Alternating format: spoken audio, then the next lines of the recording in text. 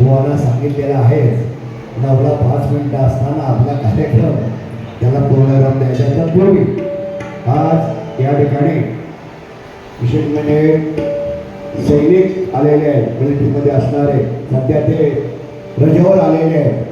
आपल्या उरण तालुक्यामध्ये ही मोठी जुळी आहे, त्या मोठी जुळीमधले आणि इथे जे जेवण करणारे आपले जे आहेत ना यशवंत, त्यांचे मला वाटते पुतळे. तर असे स्वातंत्र्य सैनिक मिलिटरीमध्ये असणारे संदीप महादेव भोईर यांना मी विनंती करतोय, आपण जरा स्टेज जवळ यायचं आहे. ह्या सैनिकांचा सन्मान करण्याची विनंती आमच्या मडवी गुरुजींना करतोय. त्याचप्रमाणे अन्नदाता सुखी भव असं आपण बोलतो. शेतकरी 1 वर्ष आपल्यासाठी कष्ट करून तो अन्नदाता होतो. दुसरा म्हणजे व्यापाराच्या दृष्टिकोनातून व्यापार बाजारपेठेत जो अन्न आणतो तो अन्नदाता होऊ शकतोय. विकत घेऊन इथपर्यंत आणणारा तो अन्नदाता होऊ शकतोय. आणि ते अन्न आपल्यासाठी शिजवून देणारा म्हणजे सकाळपासून साधारणतः नाही बोललं तर 10 वाजल्यापासून ते शिफ्ट चालू होते. यशवंतराव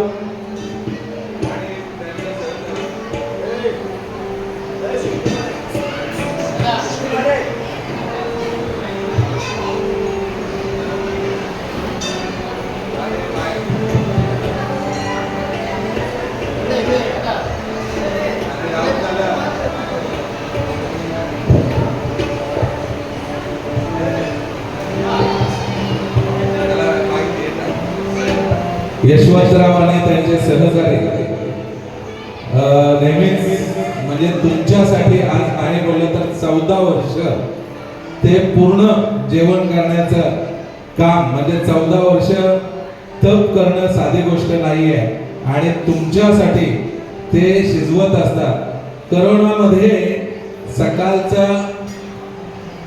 साधारणतः 3000चा नाश्ता, दुपारचं 4000चं जेवण, संध्याकाळी 4000चं जेवण, 4000 लोकांचं जेवण म्हणजे 12000 लोकांचे अन्नदाते ते होते. आणि साई त्यांच्याच हातून करून घेतात. अर्थातच प्रितेश त्यांचा असिस्टंट आहे, पण ही जी जोडी आहे ते आपल्याला एवढे वर्ष प्रत्येक गुरुवारी ही सेवा देण्याचं काम ते करत आहेत. आणि त्यांचे पुतणे सैनिक आहेत, आता सुट्टीसाठी इथे आलेले आहेत आणि खरोखर आम्हाला आनंद वाटतोय. आणि तुम्ही जी कामगिरी करताय ते आज पूर्ण भारत देशासाठी एक स्फूर्ती देणारी आहे.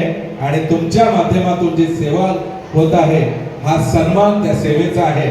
आणि मडवी गुरुजींना विनंती करतोय तिकडं आपण चालायचं आहे, कारण बॅकग्राऊंडला बऱ्यापैकी हे येतोय. आणि त्यांचे सहकारी जे आलेले असतील, गावची मंडळी आले असतील, त्यांना सुद्धा बोलेल की आपण तिथपर्यंत पोहोचायचं आहे. यशवंतराव, तुम्ही नेहमीच पडद्याच्या मागे राहताय, पण आज मुद्दामून बोलावलेला आहे. आमच्या अनंत पाटील, जगत पाटील यांना सुद्धा विनंती करतोय, श्री सच्चिदानंद सद्गुरु साईनाथ महाराज की जय. जरा यायचं आहे. सैनिकांचा सन्मान करताना जोरदार टाळ्या पण द्यायच्या आहेत. आणि खऱ्या अर्थानं अन्नदाता आहे त्यासाठी आपण जोरदार टाळ्या पुन्हा एकदा तुमच्याकडून मागेल. कधीही एक सुद्धा सुट्टी जर समजा अचानकपणे घरी काय दुःखद काय घटना घडली तरच ही सुट्टी घेणार असे आमचे म्हणजे यशवंतराव आहेत. मला सांगायला आनंद वाटतोय की कमीत कमी 10 ते 15 वेळा शरद पवार साहेबांना सुद्धा डब्बा म्हणजे आमचे जे मेस आहे त्या डब्बा तिथून म्हणजे मेस मधून शरद पवार साहेब सुद्धा ते नक्कीच सांगतायत की भोईरला सांगा. म्हणजे एवढी ओळख मी बोलत नाही, पण एवढा त्यांचा हाताला चव आहे. आणि असाच अन्नदाता आपल्याला